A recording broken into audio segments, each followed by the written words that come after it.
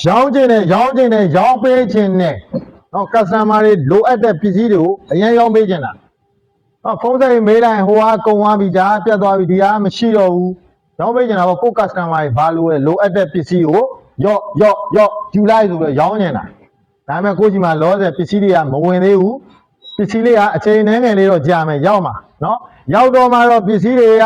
ဟိုဟာဖြစ်လို့ဒီဟာဖြစ်လို့ဈေးကြီးလို့တော့မလုံးနဲ့နော်ရန်ကုန်မြို့ကတ်ပြီးတော့ဆိုင်တို့ပစ္စည်းရောက်ပြီဆိုခဲနဲ့လိုက်ထုမှာစတာမလုပ်ဘူးနောက်တာနော်โอเคကျွန်တော်အခုရှိတဲ့ဟာလေးတို့ပဲရောင်းမယ်လို့ပြောထားတယ်နော်မရှိတာတွေတော့မမေးနဲ့နော်ကျွန်တော်အခုပြပြမယ်ကန်းကူစံโอเคကန်းကူစံနော်ဒါမျိုးအသေးပေါ့ဟိုအကြီးတွေမဟုတ်ဘူးနော်ဒါမျိုးကန်းကူစံ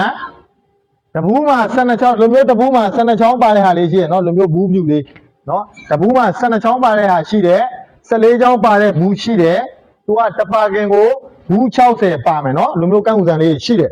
နော်ဒါလေးလိုချင်သလောက်ကိုရမယ်နော်တခုပြောချင်တာကတို့နေဝေးက customer တွေပေါ့နော်ကျွန်တော်တို့ customer အစ်စ်တွေပေါ့နော်ကျွန်တော်တို့ customer အဟောင်းနေတယ်တိတ်ပြီးစကားပြောစရာတော့မလိုတော့ကျွန်တော်တို့ဘယ်လိုရောင်းဝယ်လုပ်တယ်ဆိုတာကို customer တွေကသိတယ်ကျွန်တော်တို့လည်းအမြဲရောင်းဝယ်လုပ်တဲ့ customer တွေသိတယ်အခုနောက်ကျွန်တော်တို့ customer အစ်စ်တွေအနေနဲ့ကျွန်တော်တို့ကနေဝေးက customer တွေကိုငွေချိုလွှဲပြီးတော့မှကျွန်တော်တို့ကကားဂိတ်ကိုပစ္စည်းတင်ပေးပါတယ်ခင်ဗျာအဲ့ဒါလေးပြောချင်ပါတယ်နော်ကျွန်တော်တို့ဆိုင်ကိုကိုယ်တိုင်ကိုကြလာရောက်ကြည့်ရှုပြီးဝယ်ခြင်းနဲ့ဆိုတဲ့ customer တွေအတွက်နော်ကျွန်တော်တို့အမှတ်103ပထမဒက်ရှုံဖျားလန်လာသာမျိုးနဲ့ရန်ကုန်မြို့ကျွန်တော်တို့ Viber ဖုန်းနံပါတ်ကတော့51919112ကို